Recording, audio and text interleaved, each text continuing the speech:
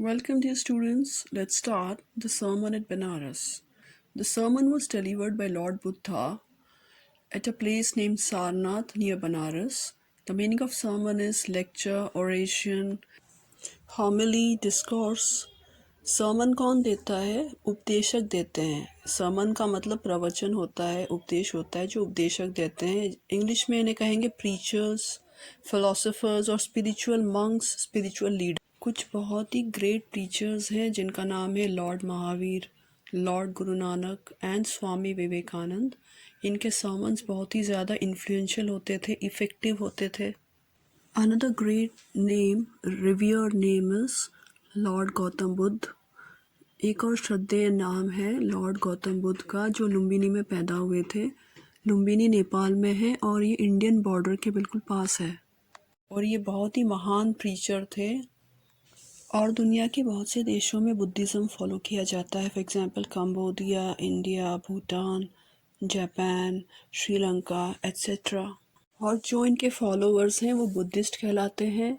आप लोगों ने सुना होगा ये जाप, बुद्धम शरणम गच्छामि, धम्मम शरणम गच्छामि. ये बहुत ही पॉपुलर चैंट है, पॉपुलर जाप है. Students, let's start with the chapter now. Gautama Buddha, 563 BC to 483 BC, began life as a prince named Siddhartha Gautama in northern India. At 12, he was sent away for schooling in the Hindu sacred scriptures, and 4 years later he returned home to marry a princess. They had a son and lived for 10 years as befitted royalty. At about the age of 25, the prince, heretofore shielded from the sufferings of the world, while out hunting, chanced upon a sick man, then an aged man, then a funeral procession, and finally a monk begging for alms. These sights so moved him that he at once went out into the world to seek enlightenment concerning the sorrows he had witnessed. He wandered for 7 years and finally sat down under a peepal tree, where he vowed to stay. Gautam Buddha was born approximately 2500 years ago. लगभग 2500 साल पहले पैदा हुए थे और royal family में पैदा हुए थे. वो प्रिंस थे, राजकुमार थे और उनका जन्म नाम, his birth name was Siddhartha Gautama. और ये नॉर्दर्न इंडिया में पैदा हुए थे. नॉर्दर्न इंडिया, लेकिन वो वाला पार्ट अब नेपाल में है, लुम्बिनी में है. जब वो 12 साल के थे, when he was 12, he was sent away for schooling in the Hindu sacred scriptures. And 4 years later he returned home to marry a princess. तो जब वो 12 साल के हुए तो उन्हें स्कूलिंग के लिए भेज दिया गया. स्कूलिंग का मतलब यहाँ आजकल का जो वेस्टर्न सिस्टम ऑफ एजुकेशन है और हम जिस स्कूल्स में पढ़ते थे और आज जो स्टूडेंट्स पढ़ते हैं वैसे स्कूल्स नहीं हैं.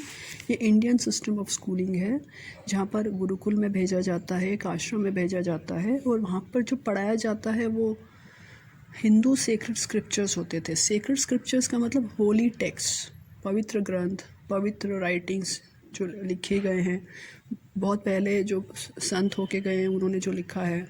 तो यहाँ पर हर रिलीजन का सेक्रेड स्क्रिप्चर होता है. तो ये जो पढ़ने गए थे वो हिंदुओं के सेक्रेड स्क्रिप्चर्स थे. Sacred scriptures means holy text, Veda, Upanishad, ये सारे सेक्रेड स्क्रिप्चर्स कहलाते हैं हिंदुओं के. तो 4 साल तक उन्होंने वहाँ पर ये सब पढ़ा, इसकी पढ़ाई की और 4 साल बाद वो वापस लौटे और उनकी शादी कर दी गई एक राजकुमारी के साथ. He returned home to marry a princess. So he was 16 years old when he was married to a princess. उनकी वाइफ है जो प्रिंसेस थी, उनका नाम यशोधरा है, जो इस चैप्टर में नहीं लिखा गया है but it's an additional information. His wife's name was Yashodhara. They had a son and lived for 10 years as befitted royalty. उनका एक बेटा हुआ और 10 साल तक वो एज अ मैरिड मैन रहे और उस तरह से रहे जो रॉयल्टी को फिट करता है, सूट करता है. बिफिटेड रॉयल्टी का मतलब विच सूटेड रॉयल्टी. तो रॉयल्टी को कैसे सूट करेगा रहना, किस तरह से वो महल में रहे, पूरे ऐशो आराम में रहे, बिल्कुल जैसे एक राजा का बेटा रहता है. At about the age of 25, the prince, heretofore shielded from the sufferings of the world, while out hunting, chanced upon a sick man, then an aged man, then a funeral procession, and finally a monk begging for alms. जब वो 25 साल के हुए और वो राजकुमार थे और अभी तक एक्चुअली उनके पेरेंट्स ने किंग और उनकी क्वीन, उनके पेरेंट्स ने अभी तक, year to 4 means till now, until now का मतलब है कि वो जब 25 साल के हुए तब तक उन्हें शील्ड किया गया था। शील्ड करना मतलब उन्हें बचाना, शील्डेड मीन्स प्रोटेक्टेड, तो उन्हें प्रोटेक्ट किया गया था from the sufferings of the world, from the sufferings of the world, यानी उन्हें दुनिया में जो सफरिंग्स हैं उससे अनजान रखा गया था। उन्हें नहीं पता था कि इतनी सफरिंग्स हैं, वो एक प्रिंस की तरह जिए, हमेशा सुख सुविधा में रहे। लेकिन जब 25 साल के हुए तो वो हंटिंग के लिए गए। हंटिंग का मतलब होता है शिकार करना। तो इमेजिन, जिसने कभी कोई दुख नहीं देखा हो वो दुख देने गया है। हंटिंग में क्या होता है, आप किसी जानवर को शिकार करते हो, यानी उस जानवर को तो आपने दुख दिया, उसको तो मौत दी, बट एक्चुअली गौतम बुद्ध को ये कॉन्सेप्ट डेथ, ये जो कॉन्सेप्ट है इसके बारे में कोई ज्ञान नहीं था।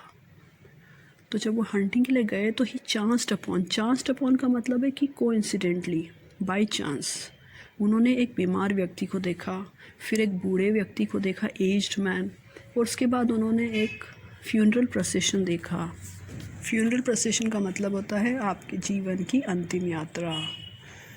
अब आज तक गौतम बुद्ध ने ये सफरिंग्स, ये दर्द, ये तकलीफ़ नहीं देखी थी, और इन्होंने देखी भी तो किस तरह से देखी, बिल्कुल सीक्वेंस में देखी। जिस तरह से कि इंसान की सफरिंग्स झेलता है इंसान, वैसे ही देखी। ऐसा नहीं कि उन्होंने पहले फ्यूनरल प्रोसेशन देखा, उन्होंने बिल्कुल ऑर्डर में देखा। पहले उन्होंने बीमार व्यक्ति को देखा, और बहुत से लोग बीमारी के बाद भी चले जाते हैं, उनकी डेथ हो जाती है। तो अगर बीमारी से डेथ नहीं होती है तो आपकी नेचुरल डेथ होती है, और नेचुरल डेथ कैसी होती है, आप अपनी पूरी एज जीते हैं। फिर उन्होंने एक एज्ड मैन को देखा, बूढ़े व्यक्ति को देखा, उसके बाद उन्होंने फ्यूनरल प्रोसेशन देखा।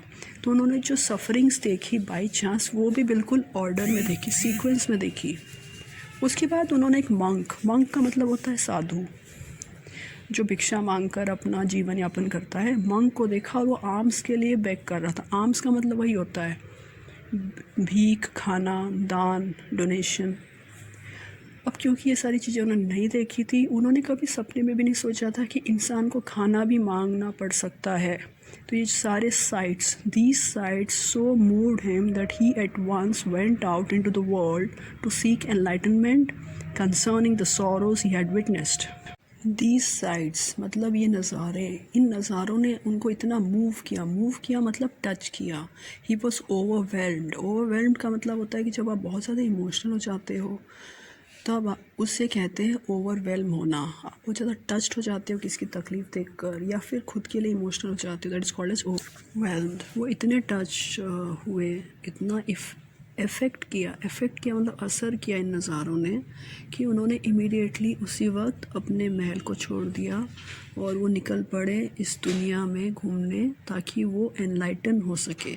To seek enlightenment, that means to search enlightenment. So what is the meaning of enlightenment? Enlightenment means a higher stage of knowledge. वो knowledge जो बहुत कम लोग ढूंढ पाते हैं, सेल्फ एक्चुअलाइजेशन, सेल्फ रियलाइजेशन, एक स्पिरिचुअल नॉलेज जिसका स्टेज बहुत ही ऊपर होता है। और जब आप एनलाइटेंड हो जाते हो, एनलाइटेंड का मतलब जब आपको ज्ञान मिल जाता है, तो आप इस दुनिया में रहते हुए भी दुनिया से अलूफ़ रहते हो, दुनिया से दूर रहते हो।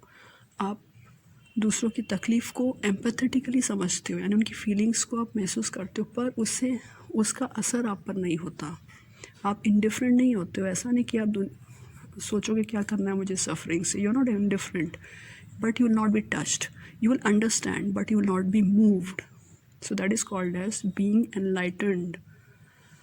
उन्हें किस चीज़ का ज्ञान चाहिए था?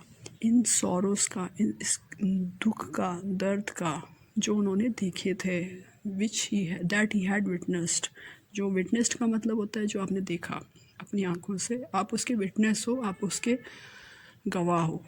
जो बुद्ध ने विटनेस किया, जो देखा, वो उसके बारे में जानना चाहते थे, नॉलेज लेना चाहते थे, और एनलाइटन होना चाहते थे, बहुत ही हायर स्टेज में पहुंचना चाहते थे, ताकि इस तरह के सॉरोस जब वो आगे देखें तो वो उससे मूव ना हो, लेकिन वो लोगों को समझाए कि किस तरीके से इन सॉरोस से डील करना है। He wandered for 7 years and finally sat down under a peepal tree. 7 साल तक वो वैंडर करते रहे। वैंडर का मतलब होता है घूमना, विदाउट वैंडर यानी भटकना, घूमना। वो भटकते रहे 7 साल तक और आखिर में एक पीपल के पेड़ के नीचे बैठ गए, where he vowed to stay until enlightenment came। वो पीपल के पेड़ के नीचे बैठ गए और उन्होंने प्लेज लिया, उन्होंने शपथ ली, उन्होंने कसम खाई। वाउड का मतलब होता है प्लेज, ओथ। उन्होंने ये कसम खाई कि जब तक उन्हें ये ज्ञान प्राप्त नहीं होगा, एनलाइटनमेंट नहीं होगा, तब तक वो इसी पेड़ के नीचे बैठे रहेंगे। इमेजिन 7 साल भटके वो, उसके बाद पीपल के पेड़ के नीचे अगर बैठे, so that he could seek enlightenment, so that he could gain that higher state of spirituality. Enlightened after 7 days, he renamed the tree the Bodhi Tree. The meaning of Bodhi Tree is tree of wisdom, and began to teach and share his new understandings.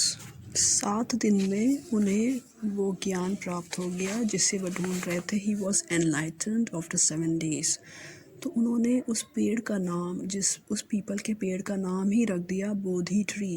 बोधि का मतलब होता है समझ, wisdom.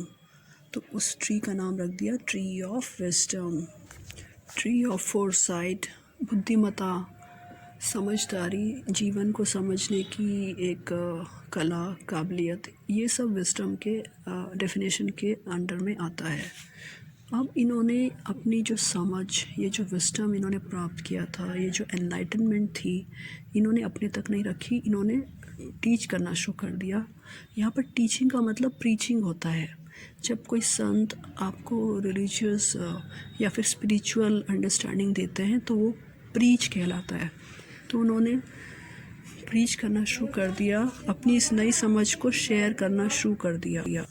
At that point, he became known as the Buddha, the awakened or the enlightened. जब उन्होंने अपनी understandings, जो उन्होंने न्यू अंडरस्टैंडिंग, जो नया ज्ञान प्राप्त किया था, जब उन्होंने उसे बांटना शुरू कर दिया तो उन्हें एक नया नाम मिला, उन्हें बुद्ध के नाम से जाना जाने लगा। तो उन्हें बुद्ध बुलाया गया ही। और बुद्ध का मतलब होता है द अवेकेंड और द एनलाइटेंड, यानी जो जाग गया है। जागना मतलब नींद से जागना नहीं, जो इस दुनिया में रहते हुए इस दुनिया से परे की नॉलेज जिसने रख ली है, उस मामले में वो जाग गया है। और द एनलाइटेंड यानी जिसने हायर लेवल ऑफ नॉलेज प्राप्त कर ली है। He has attained a higher stage of spirituality. The Buddha preached his first sermon at the city of Benares, most holy of the dipping places on the river Ganges, that is river Ganga. So the Buddha preached his first sermon. After enlightenment, Buddha ने अपना first sermon का मतलब होता है sermon, spiritual lecture, oration, discourse, उपदेश, प्रवचन। उन्होंने पहला प्रवचन, उपदेश कहाँ दिया? बनारस में दिया।